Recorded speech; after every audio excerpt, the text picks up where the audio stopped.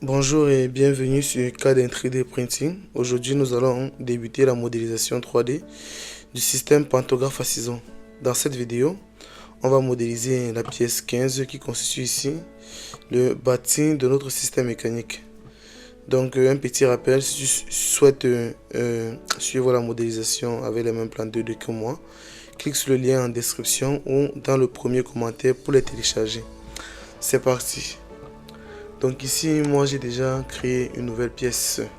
Donc tu peux rapidement créer une nouvelle pièce. Et ensuite pour la modélisation du plan, on va commencer ici par la vue de dessus ici. Donc ici c'est le plan de face. Et il nous présente tous les détails du dessus.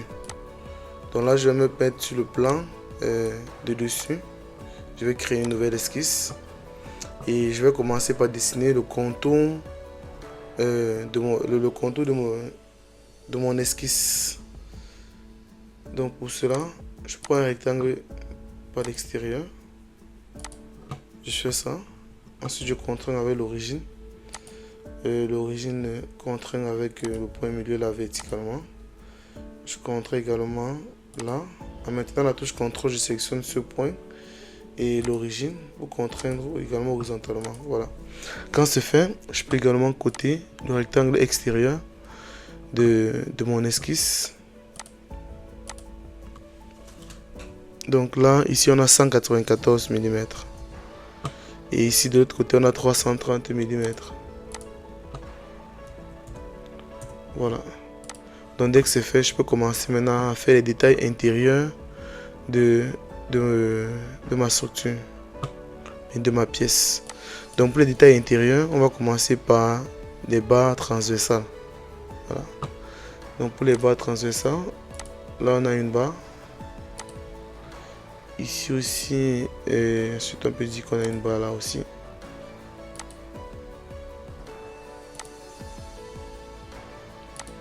Voilà, et voilà, on peut dire que la structure, on voit qu'elle est... Bon, on peut mettre cette barre là. Peut-être certains éléments qui sont symétriques, mais c'est mieux de faire autrement.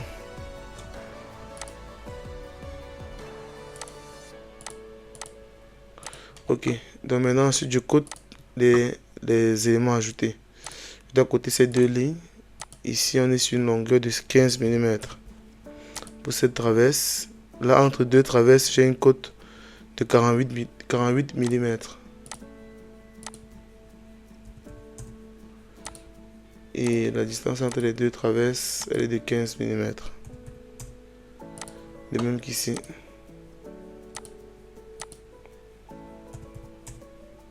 Voilà. Ensuite, je me rends compte que pour les prochaines traverses, elles sont chacune à 48 mm de la précédente. Donc, je peux simplement faire une répétition linéaire pour les autres traverses. Donc ici, je prends la répétition linéaire d'entités. Là, ici, je clique là et je sélectionne les entités à répéter qui sont ça et ça. Et là, suivant X, on doit répéter sur une distance de 48 mm. Voilà. Si on ajoute les 15 mm de l'épaisseur, ça fait plus 15 parce que la répétition elle est centre à centre. Voilà. Ensuite, je répète une fois, deux fois. Je valide. Maintenant, pour contraindre complètement, je prends l'outil de cotation et je cote l'anthrax 48. Voilà. Là, on a dessiné nos barres transversales. Pour avoir dessiné les barres transversales, on peut faire ressortir ce détail dans la position des cercles ainsi que on peut dire les traverses intermédiaires qui sont là. Donc pour cela, je vais utiliser toujours ce plan-ci. Ouais, là on a toutes les positions. Puisqu'on a la position ici, on a ça. Donc je viens là. Je commence à partir partant d'ici. De là. Jusqu'à là. Je dois avancer un peu plus devant. Donc je peux supprimer cette contrainte là et j'avance jusqu'à devant. Voilà. Et ensuite j'ai ça qui va d'ici à là. Et j'ai une autre ligne là. Ça, il faut supprimer. Donc après, maintenant, je peux coter d'ici à là. On a une cote de 26,90. Vous voyez, c'est ça qui est là.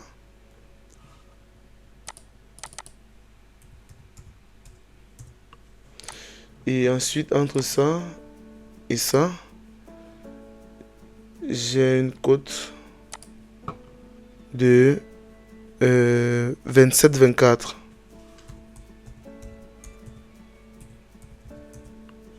Voilà.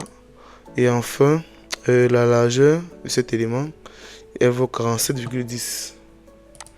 Entre cette entité, on a 47,10. Ok. Donc, quand ça est fait, le prochain détail, c'est ajouter les cylindres qu'on voit au-dessus. Comme vous pouvez le voir là.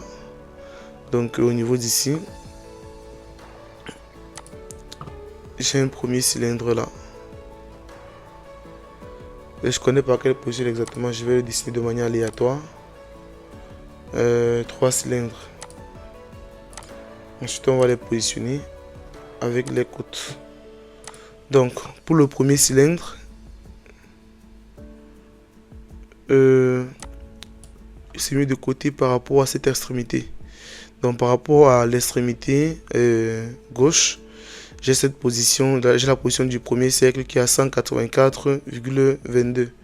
Donc, d'ici à là, j'ai 184,22. Voilà. Ensuite, entre ça et ça, j'ai 41,52. Pas encore ça.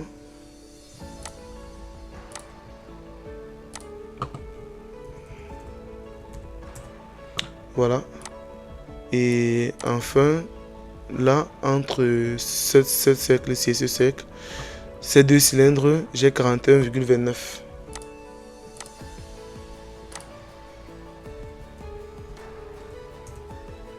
Voilà. Donc là, c'est fait. Quand la position horizontale est faite, il faut maintenant coter les positions verticales. Donc de là à là, on a 44, on a 39,40, ça qui est là. Ensuite, d'ici à là, on a 44,14.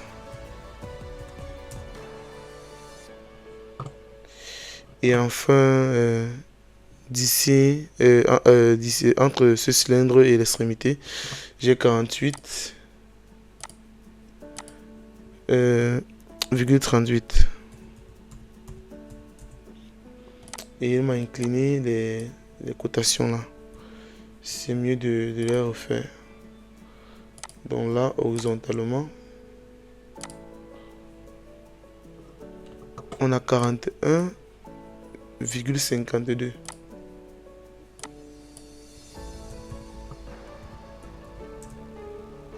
Voilà, ici,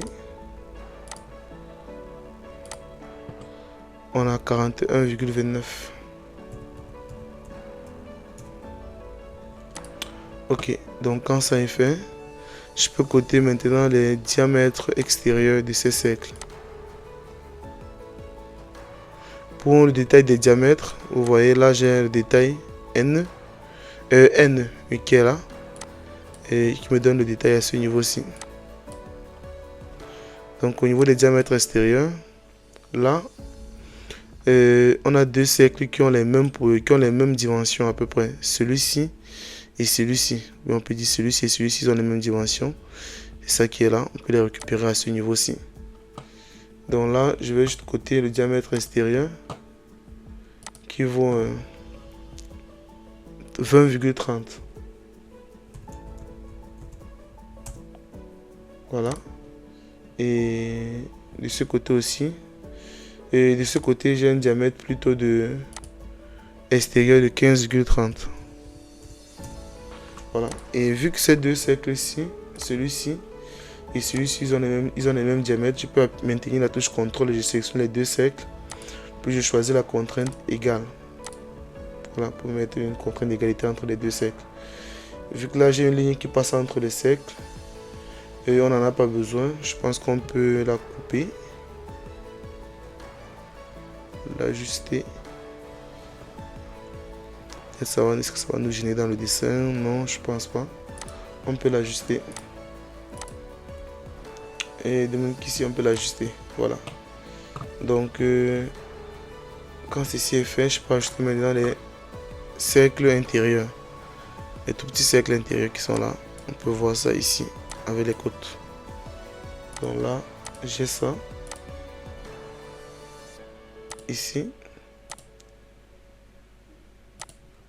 Voilà.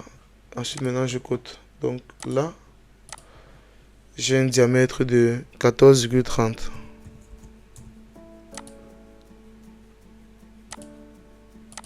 Là, on a 9,30. OK. Quand c'est fait, entre ce cercle, je maintiens la touche contrôle.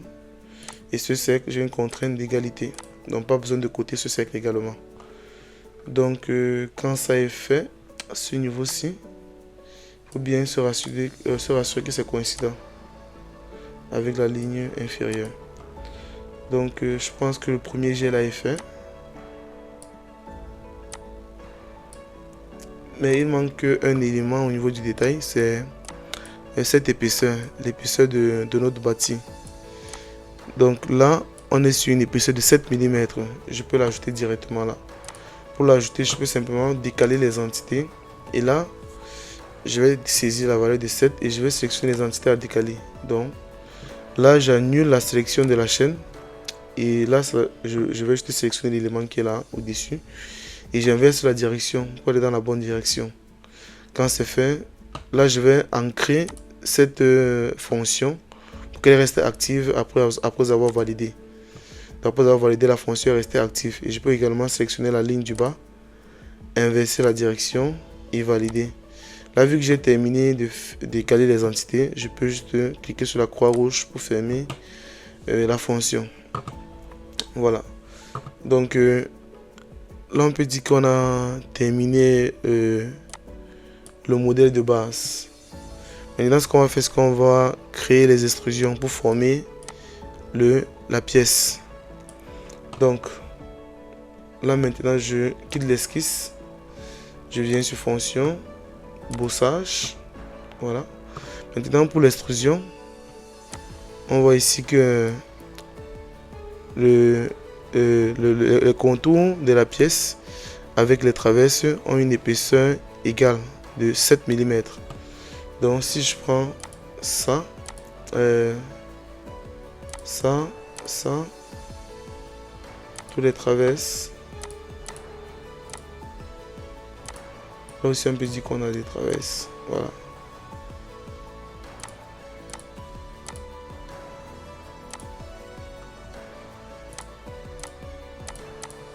Ok.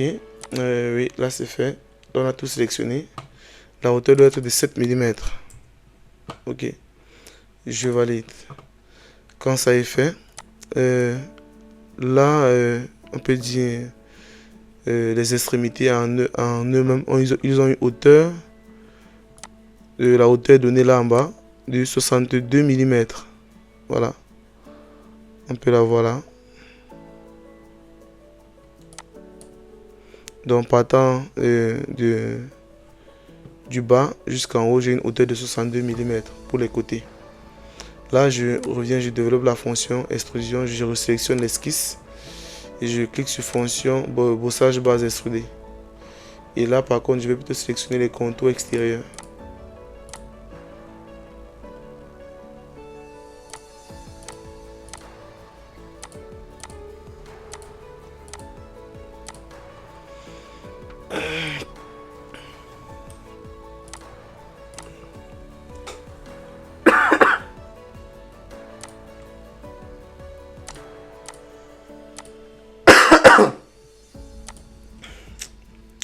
Voilà. Donc ici, là les contours sont sélectionnés. La hauteur est de 62 mm, comme on s'est dit. Ok, je valide. Donc là, on a notre premier jet qui est là. Maintenant, avec la même esquisse, vu qu'on a fait les cylindres, les cercles dessus, on peut également faire les extrusions de cercles qui sont là. Donc j'ai juste à reprendre la même esquisse, et pour la hauteur des cercles, on peut se référer au détail O qui est situé ici. Voilà. Donc là, je reprends la même esquisse, boussage base extrudé. Et là, je vais sélectionner les contours extérieurs des cercles. Et ici, on va modifier la condition de départ pour se mettre sur cette face du dessus. Donc à ce niveau, je clique sur plan d'esquisse, je choisis surface plan et je sélectionne cette surface. Et là, la hauteur, elle est de 2 mm pour le premier cylindre, c'est pour le cylindre extérieur. Donc quand c'est fait, je valide. Ensuite, je reprends la même esquisse, bossage base extrudé. Et là, maintenant, on va prendre les cylindres intérieurs. Celui-ci, celui-là. Et là également, je modifie la condition de départ, surface plan. Je peux prendre la face au-dessus du cylindre et la hauteur, par contre, là doit être de 10 mm. Je valide. Donc voilà pour les premiers détails. On voit qu'on se rapproche beaucoup plus de cette pièce. Maintenant, on va ajouter les rainures qui sont sur les traverses là en bas. Donc pour les rainures, on va se mettre simplement sur cette face et créer une nouvelle esquisse. Donc du coup là, je vais prendre un rectangle et je fais ça, je pense jusque là, oui. Et on a ça x2. Ok. Donc du coup maintenant pour leur cotation, on voit qu'il commence là à 2,47 mm de l'extrémité de cette traverse. Donc entre ça et ça, j'ai 2,47 mm. Voilà. Et ensuite la position partant de cette extrémité jusqu'à la rainure, j'ai 55 mm.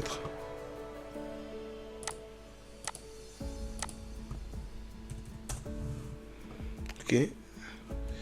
Est-ce qu'on nous a coté la largeur de la rainure? Oui, là on a une largeur de 10 mm pour la rainure. Voilà. Ensuite, la distance entre les deux rainures, c'est 45 mm.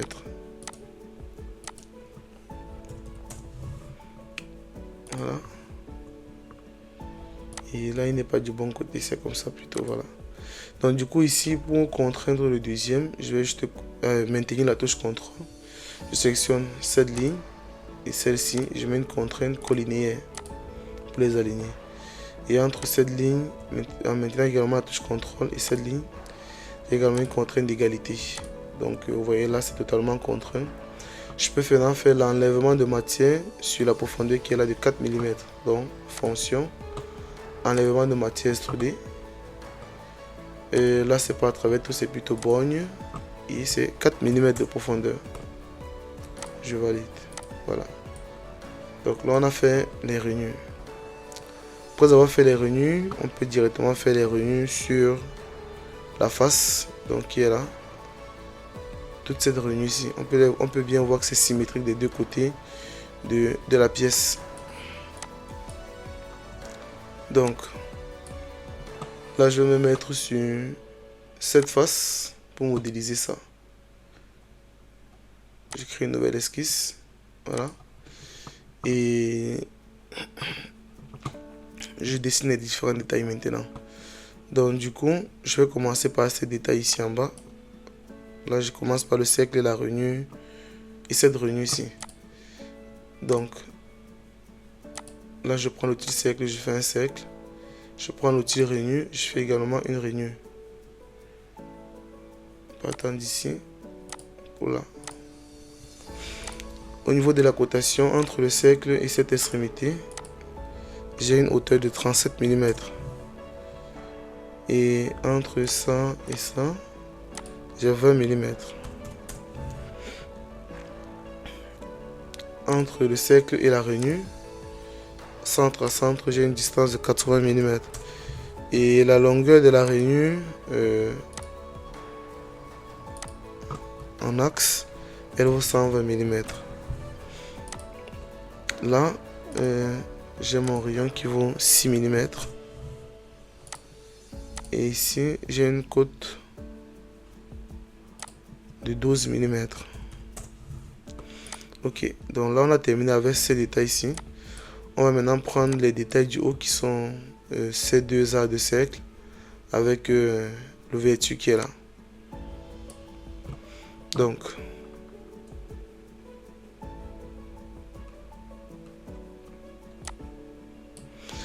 à ce niveau-ci, on va dessiner les deux cercles. On a notamment un ici en haut. Il est aligné avec cette origine. Ça se voit. Il y en a également un autre là.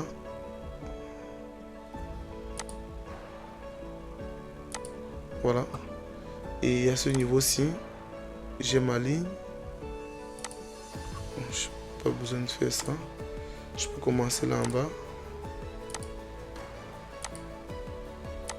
Voilà. Donc du coup, position de l'arc de cercle. Par rapport à l'extrémité bas, j'ai 62,89.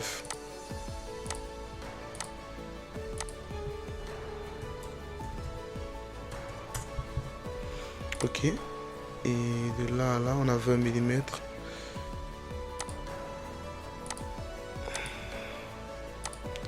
Ouais. D'ici à là, j'ai 84,19. D'ici à là, entre ces deux lignes, j'ai 30 mm. Et entre cette ligne et le centre de ce cercle, on a également 84,13. Je dis presque symétrique. Donc là, je peux également coter ce cercle qui a 11 mm. 11 mm de rayon. Attention. Donc 11 x 2 pour le diamètre. Voilà. Donc, quand ça est fait, je peux aligner le centre de ce cercle avec celui-ci de manière horizontale.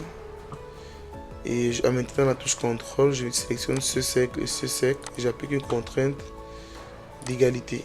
Voilà. Donc là, j'ai la suite, j'ai les autres détails. Les détails du haut. Maintenant, il faut faire des enlèvements de matière. On essaie de regarder le plan. Ok. Donc du coup, pour les enlèvements de matière, on voit bien que ces deux détails sur la vue de dessus sont à travers toute la pièce. Donc je quitte de l'esquisse. Là, je fais enlèvement de matière. Et je sélectionne d'abord ces deux détails. Vous voyez? Et là, je fais un enlèvement de matière à travers tous les deux. Au niveau de la condition de fin. Ça permet d'enlever la matière à travers toutes les directions de la pièce. Voilà. Je reprends, je développe la fonction qu'on vient d'exécuter. Je sélectionne encore l'esquisse. Et je fais là un enlèvement de matière. Là par contre, on va maintenant plutôt enlever, sélectionner les contours du dessus qui sont ceux-ci. Et on va faire un enlèvement de matière. Sur quelle profondeur? Regarde le plan. Dans le plan, la profondeur apparemment n'a pas été donnée. Du coup, on va essayer de manière aléatoire. Je pense qu'on va mettre 5 mm pour garder 2 mm d'épaisseur pour tenir la structure. Donc, là, on va faire un enlèvement de matière. Borgne sur une distance de 5 mm. Voilà. Donc, quand c'est fait, je valide. Apparemment, on n'a pas sélectionné le dernier contour.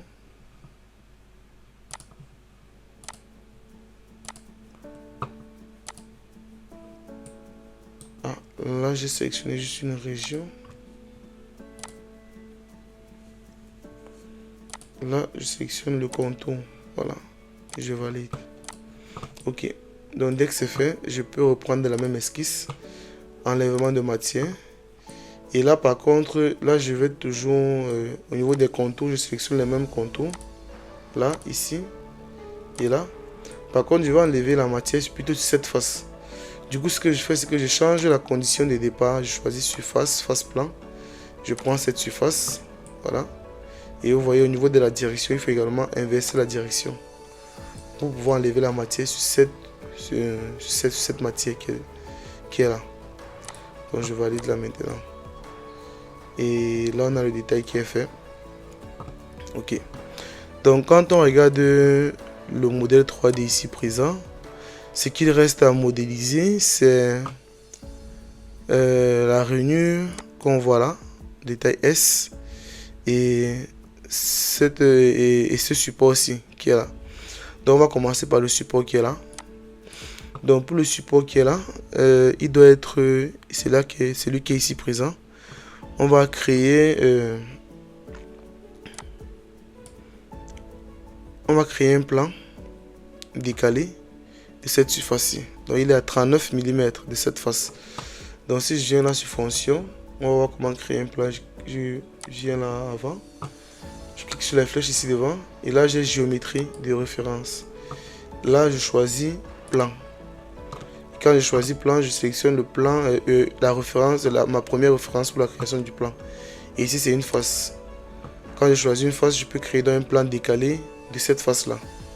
Donc ici j'inverse le décalage et je crée un plan à une distance de 39 mm comme présenté ici. Voilà. Je valide. Donc quand le plan est créé, c'est sur le plan que j'ai créé que je vais faire mon esquisse. Ok. Donc quand c'est fait, je viens donc sur ce détail ici en haut.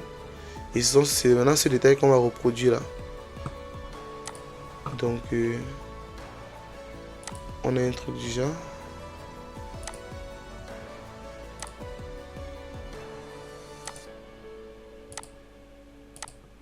Voilà. Donc déjà pour la position, on sait que par rapport au sol, on a une hauteur de 7 mm. Donc d'ici, voilà, j'ai 7 mm. Ok. Ensuite, les prochaines hauteurs, la hauteur ici, on en a 25, ce qui est là. Et la hauteur totale, elle est de 60. Ok. Donc quand ça est fait, suivant X, en termes de longueur, cette distance donc, de l'extrémité à l'extrémité de la pièce, j'ai 15,20 mm. Et ensuite, ça, là on a 12,20, 12,80 autant pour moi. Et l'épaisseur est évaluée à 8 mm. Voilà. Donc voici la pièce qui est faite. Donc là je fais juste un brossage basse. Par contre là la direction n'est pas bonne, il faut inverser. Et on doit extruder sur une distance de 30 mm. Je valide. Donc là, le plan que j'ai créé, je peux le cacher en le sélectionnant au niveau de l'arbre de création et en cliquant sur l'œil qui est là, caché. Donc voilà, dès que c'est fait, je dois faire le cercle qui est là sur la face.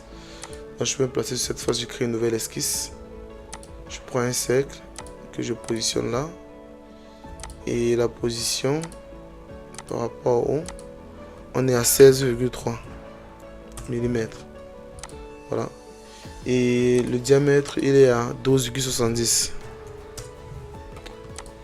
Enfin, la position, elle est centrée par rapport à la pièce. Donc voilà, si rien ne dit, ça veut dire que c'est centré. Donc là, je sélectionne l'origine et pas possible d'avoir son plein milieu. Quand on arrive à avoir son plein milieu, ce qu'on fait, c'est qu'on prend une ligne de construction que je viens là, voilà, je fais entre ça et ça. Et là, je peux contraindre la ligne verticalement. c'est plus simple. Là, je fais un enlèvement de matière. C'est déjà bon. On valide. Voilà. Donc, voici pour cette pièce. On a un dernier détail à ajouter, le détail S qui est là. Donc, c'est une rainure, comme on peut le voir. Donc, pour faire le détail S, je me mets sur cette face. Je crée une nouvelle esquisse. Et je prends l'outil ligne. Et je crée mon détail là. Voilà. Donc, à ce niveau, en termes de cotation, partant d'ici à là, j'ai 16,75. Ok. Là, je dois avoir 2,31. Ok. Partant d'ici à là, je dois avoir 4,25. Et cette cotation aussi, on a 0,97. Ok. Et enfin, de là à là, on doit avoir 2,5. Là, il faut fermer l'esquisse. Toujours fermer l'esquisse. Ok. Donc, la rainure elle a été modélisée. Je peux juste faire fonction, enlèvement de matière. Et là, c'est à travers tout. Je valide. Et c'est juste de ce côté de la pièce. Donc, comme on peut le voir, je pense que le bâti il est terminé. Ça correspond plutôt à ce qui est sur le plan. Donc, voilà pour le bâti. On peut donc l'enregistrer dans les pièces. Donc, elle, c'est la pièce 15. Bâti. Donc, enregistrer. Donc, voilà pour la modélisation du bâti du système pantographe ciseau. Si cette vidéo t'a plu, abonne-toi et active la cloche pour ne rien manquer des prochains mécanismes. On se retrouve très bientôt pour la modélisation de la pièce suivante. Donc, reste connecté et à la prochaine vidéo.